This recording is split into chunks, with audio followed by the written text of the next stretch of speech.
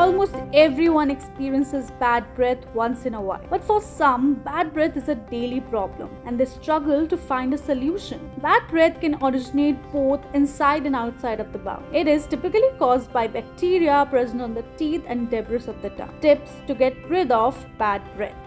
First, maintain good oral hygiene.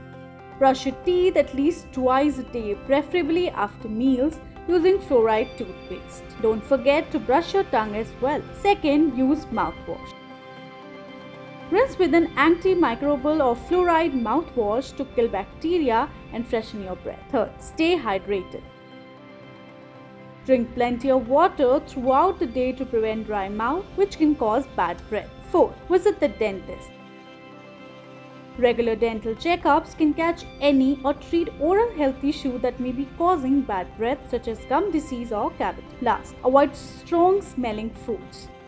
Avoid foods with strong odors like garlic and onions. Chew sugar-free gum or eat sugar-free mints to stimulate saliva production. Remember that persistent bad breath may be a sign of underlying health problems. So, if your bad breath doesn't improve with these steps, consult a dentist or healthcare provider for a thorough evaluation.